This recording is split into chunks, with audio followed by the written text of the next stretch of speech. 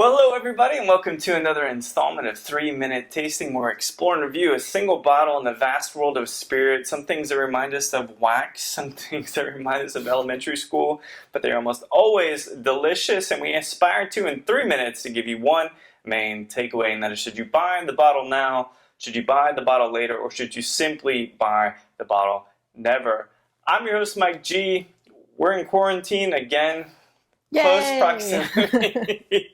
And again, joining me is the beautiful Leslie Cobos. We're going to sip an ensemble today from Del Maguey. What do you think about ensembles?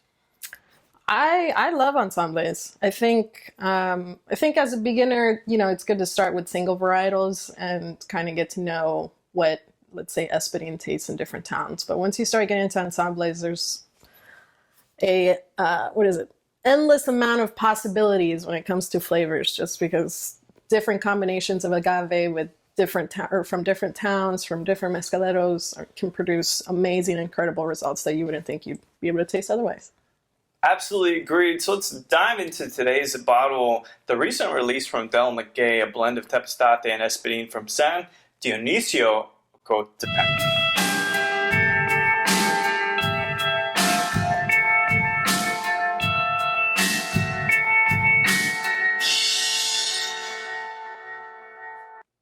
So here we have the recent release from Del Maguey. This is a special batch, and I'm apparently out. So let's I was like, man, he grabbed that glass real quick.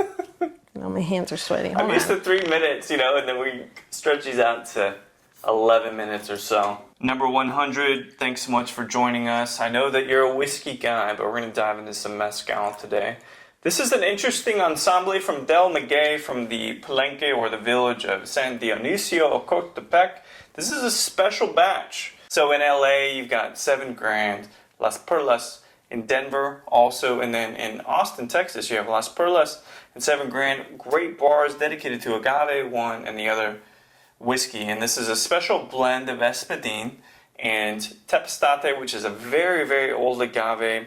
It's about 46% ABV, super limited, and at roughly $75 per batch, even though if you can get in, you can probably get it for about $40, which is a whole other thing. Who's charging $75? I believe the brand asked that they would charge $75. It can only be bought in Austin. I don't know if you mentioned that. No, I didn't mention I think so. But you can find it at the Las Perlas in LA as well. It smells nice. Yeah, it smells good. I think it's got a fruity kind of thing, a real mellowed out red apple kind of deal. It kind of smells like lemon or orange pledge. Mm-hmm. In a good way? Yeah, in a good way. I've never had pledge. It's not very zesty, but it has that sort of like artificial, nice citrus smell to it. I do envision myself taking a chunk out of wood, just like gnawing into it with a little bit of lemon pledge on the top. It's nice. This is probably the least offensive Del Maguey I've tasted in a while. It is very fruity. Yeah. It reminds me of maybe like I'm just seeing a lot of yellow here, and I don't know if it's the label, but like the Starburst that you've kind of like left in a car and it's gotten stuck to the wrapper, and so you try to take the wrapper off, but then you still leave like pieces of the wrapper on there because it's just too complicated, so you end up chewing the Starburst with pieces of the wrapper in it. It's kind of like fruity, but it has like a weird... The end is kind of a little bit... tastes a little bit like waxy, maybe? Yeah. It's very, very viscous, and it's got a good amount of finish on it, which isn't always the case, Mm-hmm. It's one of those things... Oh, no, this is from number 100, Mr. 100, Carino 1, not hearing any mention of smoke. I get nice stone fruit, but I don't get a lot of smoke on this. Mm-mm. What do you think? What is it, 40-something? Yeah, 46%. Yeah, no, ABV. It's a nice balance of... I don't know. It's so hard because I don't taste smoke anymore. So I'm just like... Yeah. We might say that there's no smoke, but obviously to other people there may be a lot of smoke. But it doesn't, it's pretty easy to drink. Mm. It's not like petrol-y like some of the other marks, and like in my personal opinion. No, But some of the other Del Maguey bottles for me are just like super petrol, just like car exhaust or something like that. There's no cheese here either. It's not gritty. It's actually pretty round and pretty fruity. I think like sometimes when I'm hanging out, when I forget to wash my shirts for a long period of time, there's this kind of dresser drawer kind of staleness, but it still has its appeal.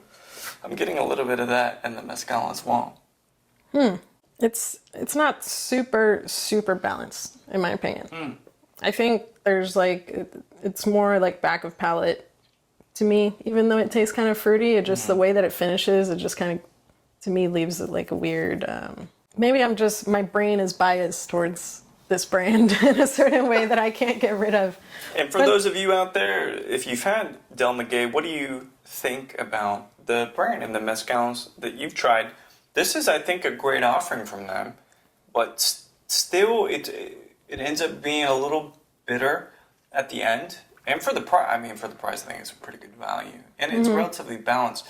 But I do get dirt, panka, and some light fruit. Yeah. So this is a great comment again. I'm so hard to please, I feel. Are you underwhelmed by this? No, I mean, it's hard because, to be honest, I've been underwhelmed by a lot of stuff since I got back from Oaxaca. Like, there's flavors that I had over there that I didn't think existed, so I got back and, like, kind of gave up on trying new things. But, no, I mean, it's good, especially for the price. Like I said, if I were to spend money on a bottle of Del Maguey ever in my life, it would probably be on this one or the San Pablo Mayaltepec. Yeah. From Puebla. So, it's kind of too herbaceous kind of to me. It tastes like rose water, which is not a great taste sometimes. Sure. Reminds me of my grandma, for sure. There is, a regular release called Las Milpas that tastes this probably, I'd have to assume, but it's a little more fruity like this, but it's something really worth checking out, a new Palenque. But this is a special batch. I mean, in a sense, what is the word that they were posturing? We're all like stuck in the house, right? So I'm going to pick random bottles and to bring over. There's a 1980s bottle of bourbon. Maybe we'll talk about that too, but for now, this is really, really a nice addition to the Del Maguey mark. So now it's Leslie and I's favorite segment of the show, everything but the tasting notes.